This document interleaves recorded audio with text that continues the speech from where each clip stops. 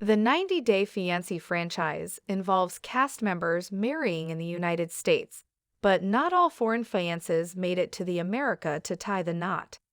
Though the goal of 90-Day Fiancé is for foreign spouses to join their American partners in the United States and tie the knot, some cast members in the extended franchise never made it to the U.S. despite their desire to. The hit TLC franchise focuses on international relationships that contain a K-1 spousal visa, which allow foreigners to travel to the U.S. and get married within the designated 90 days. Meanwhile, the spin-off show 90-Day Fiancé Before the 90 Days features couples often becoming engaged and applying for their visas. However, not all 90-Day Fiancé couples have been united in the United States. Many 90-Day Fiancé couples now live happy lives in the U.S., while others chose to move abroad. Some are still waiting on their visas, while others had their visa plans canceled, put on hold, or thwarted. Cast members from certain countries have had more difficulty coming to the U.S., such as Syrian man Omar Albacor, who married American Avery Mills but had to wait 2 years for his visa approval. Other cast members have seen the process complicated by criminal records on either end, while relationship issues have also stopped visa processes cold and left foreigners unable to come to the U.S. Fiance Gossip is considered iconic in the 90-Day Fiancé franchise due to his relationship with Nicole Nafziger.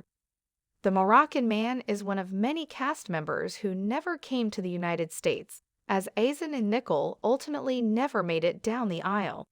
Many viewers believe that Azan was scamming Nicole from the start and never intended to wed her. Fans believe he simply wanted money to fund a business in Morocco. However, Azan and Nicole's chaotic union went up in flames before they ever made things official. The duo also faced major issues, as Nicole didn't make enough money to sponsor Azan's visa, and her mother didn't want to assume the position as a co-sponsor. Though Nicole's father eventually agreed to co-sponsor, their relationship ultimately fell through. Michael Alsami is one 90-Day Fiancé cast member who appears to have recently received his U.S. visa approval, although his current plotline on 90-Day Fiancé, Happily Ever After, has left viewers doubting he will ever step foot in the U.S. The long-suffering husband of Angela Deem has waited 2 years to hear word of his spousal visa approval after Angela traveled to Nigeria to marry him in January 2020.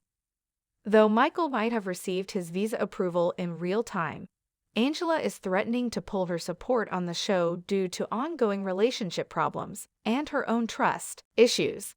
The extremely messy relationship has seen Angela trying to get Michael kicked out of the United States before he even arrives.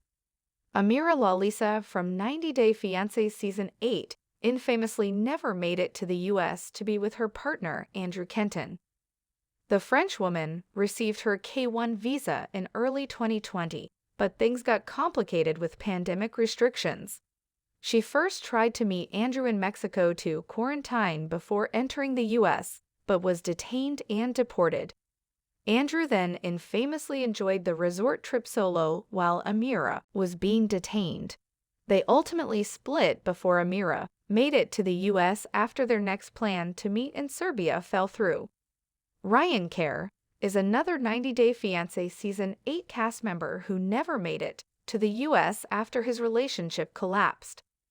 The Belize native was in a relationship with older American woman Stephanie Davison.